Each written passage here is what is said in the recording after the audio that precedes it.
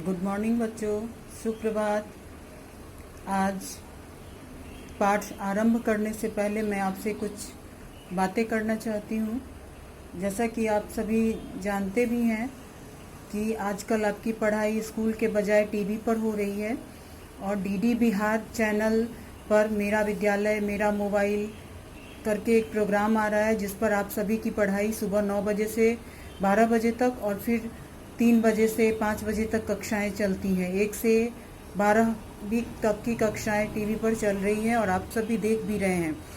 किंतु मैंने कुछ गार्जियंस से बात की, अभिभावकों से बात की और आप लोगों से भी बात हुई तो मुझे यह ज्ञात हुआ कि कुछ बच्चों के घर में टीवी नहीं है। तो उनसे मैं कहना चाह रही हूँ, उन बच्चों के लिए आपके लिए कहना चाह रही हूँ कि यह प्रोग्राम आप, यदि आपके पास एंड्रॉयड फ़ोन है, मोबाइल फ़ोन है, तो उसमें भी आप देख सकते हैं। यूट्यूब पर आप ये देख सकते हैं, जो यूट्यूब ऐप है आपके मोबाइल में, उस पर भी यह प्रोग्राम संचालित होता रहता है। तो उस पर पहले भी जो चीज़ हो चुकी है, पढ़ाई जो कक्षाएं हो चुकी हैं, उस सब उस पर है, अवेलेबल है और उससे भी आप उसकी मदद से अपनी पढ़ाई पूरी कर सकते हैं। और अब हम अपना तीसरा पाठ आज शुरू करने जा रहे हैं, कक्षा 8 अमृता संस्कृत में। पाठ का नाम है अस्माकं देश, हमारा देश।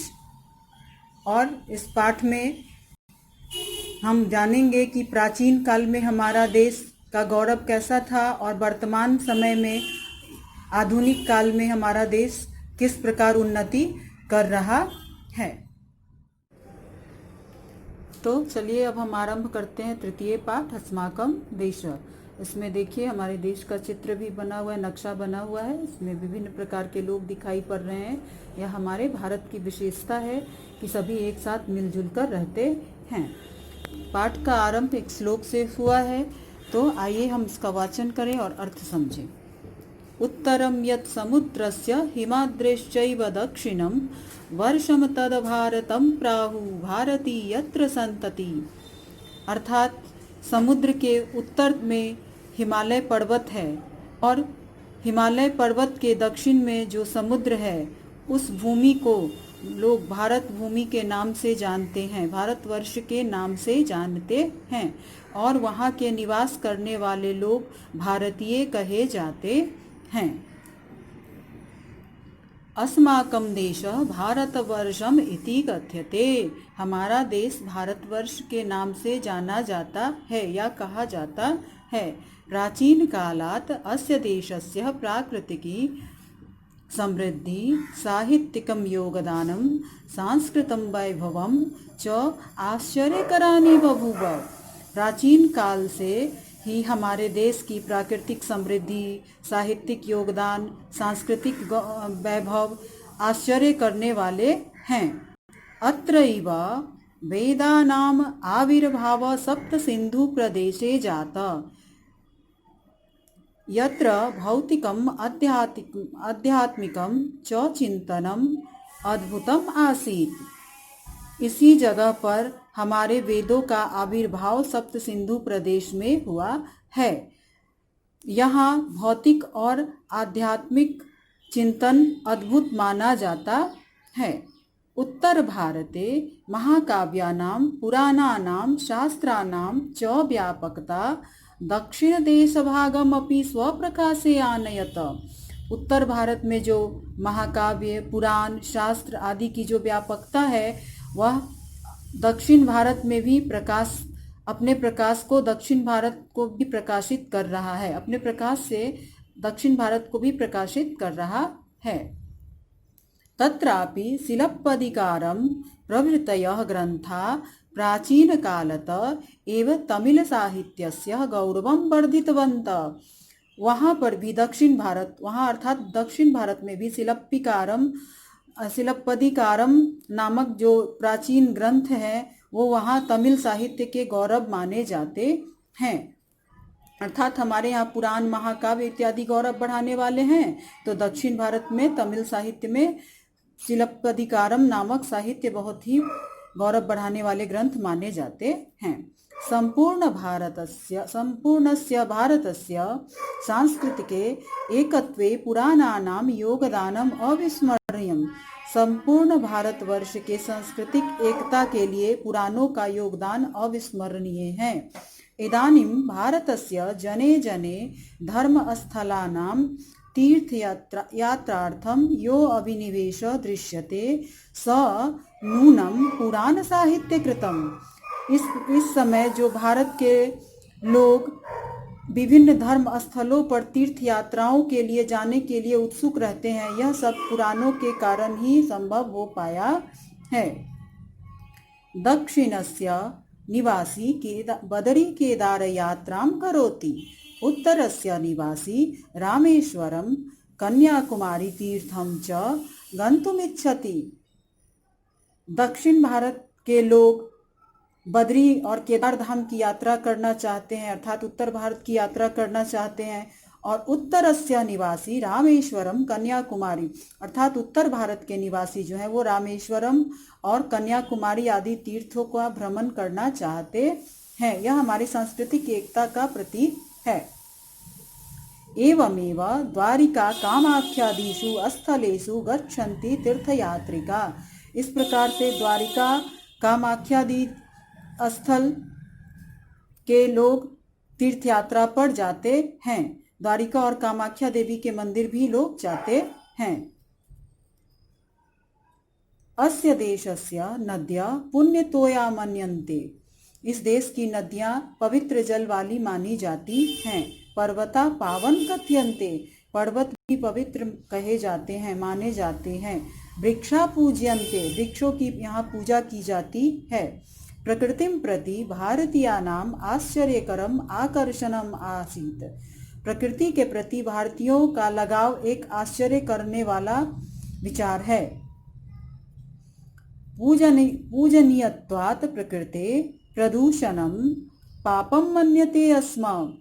यहाँ प्रकृति की पूजा करने के कारण ही यहाँ प्रदूषण नाम मात्र होता है, अर्थात प्रकृति की पूजा नहीं करना पाप माना जाता है।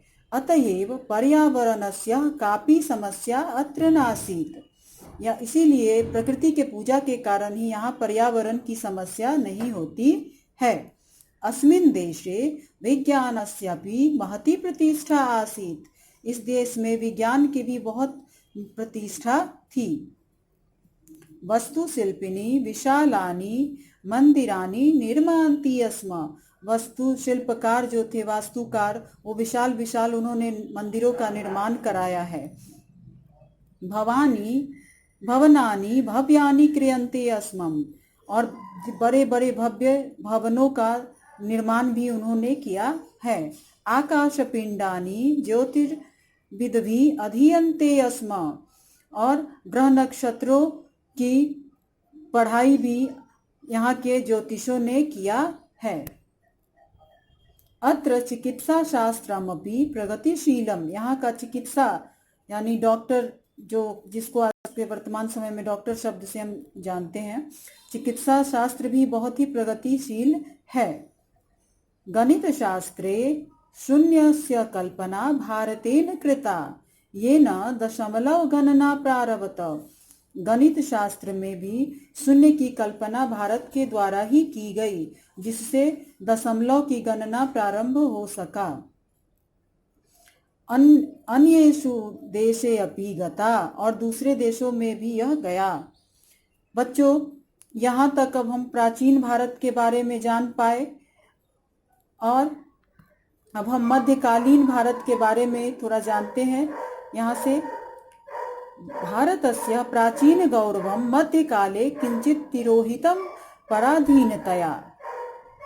कहते हैं कि भारत का प्राचीन गौरव जो था, जो उपरोक्त अभी हम लोग सुने समझे, वो मध्यकाल में अर्थात मुगलों के शासन काल में थोड़ा सा तिरोहित हो गया था,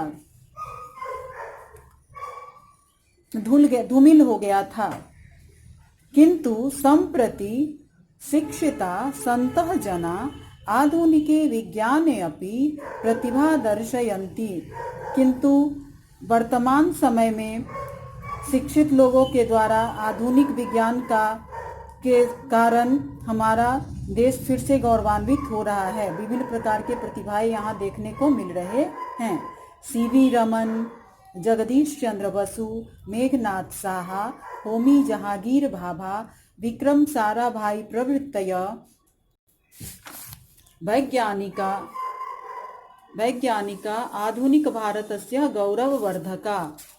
हमारे वर्तमान समय में सीवी रमन, जगदीश चंद्र बसु, मेघनाथ साहा, होमी जहांगीर भाभा, विक्रम साराभाई इत्यादि आधुनिक भारत के गौरव बढ़ाने वाले वैज्ञानिक माने जाते हैं। एवं महात्मा गांधी सदृश कर्मवीर, रविंद्रनाथ ठाकुर सदृश साहित्यकार, अरविंद सदृश दार्शनिक, राधा कृष्णन सदृश शिक्षक, राजेंद्र प्रसाद सदृश स्थितप्रज्ञ इत्यादय वर्तमान भारतस्य गौरवरूपा नेतार सन्ति। इस समय हम वर्तमान भारत में महात्मा गांधी के सदृश कर्मवीर, रविंद्रनाथ ठाकुर के सदृश साहित्यकार, श्री अरविंद के समान दार्शनिक और डॉक्टर राधा कृष्णन के समान शिक्षक और राजेंद्र प्रसाद के समान स्थित प्रज्ञ अर्थात सुख दुख में एक समान रहने वाले वर्तमान भारत के गौरव बढ़ाने वाले नेता हैं। छात्रों, ये इन पंक्तियों को आप ध्यान से पढ़ेंगे और समझेंगे, इससे आपको प्रश्न बनाने में भी सहायता मिलेगी। आपको मिलान करो इत्यादि प्रश्न में यह काम आ सकता है। जैसे कहेगा महात्मा गांधी सदृश डैश, तो भरने वाले में भी और मिलान करने वाले में भी तो आप लिख सकते हैं कर्मवीर। तो इस प्रकार इन पंक्तियों को आप ध्यान देंगे ज़्यादा।